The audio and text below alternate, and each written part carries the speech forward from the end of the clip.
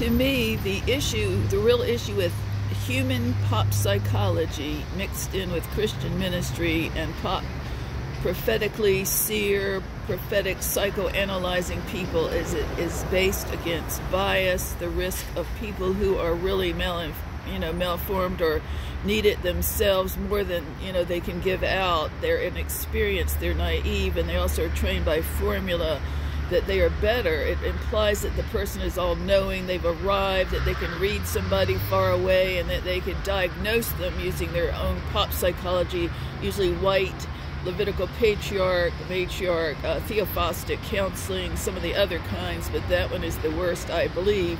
So when I saw this dysfunctional behavior, because it's really not, it's not organic, and we're looking for organic. Who and what is organic in Christian ministry?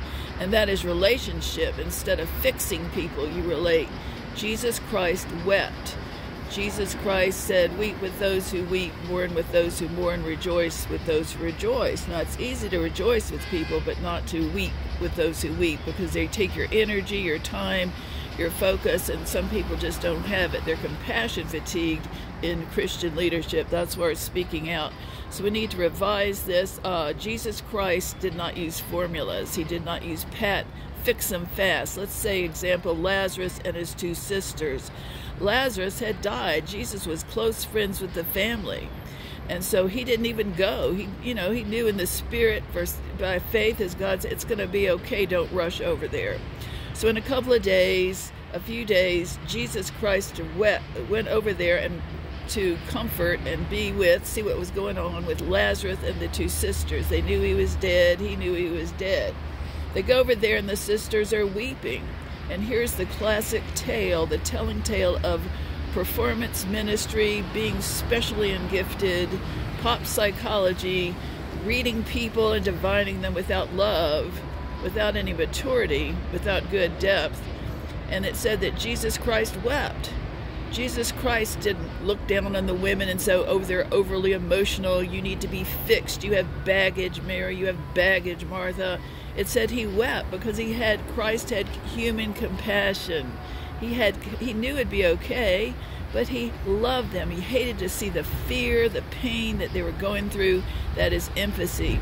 Empathy is not Eli Templite priesthood, reading the weeping woman from afar without a man. Levitical patriarchy does that. The first time they saw Hannah, Eli, he said, oh, she's a drunk. When she was weeping, he didn't even get up to want us to go see. He had seen too much. He'd seen it all because he was dysfunctional.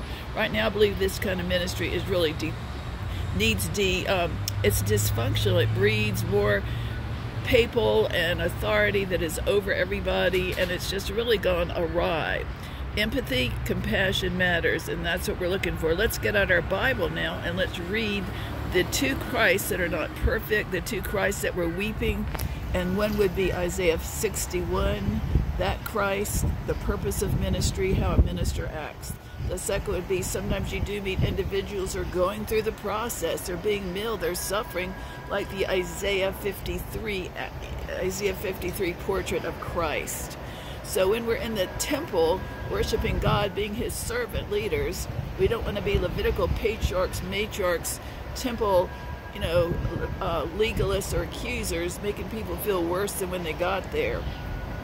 When you accuse someone of having baggage you've never related to, when you accuse and you diagnose them and you pop psychology read them as, oh, they're our trouble, then let's put it this way.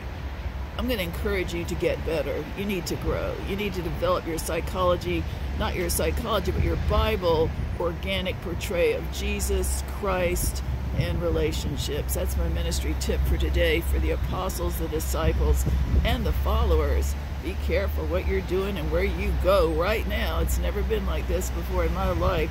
2 Timothy 3, 1 through 5, and 1 Timothy 6, 5. God bless.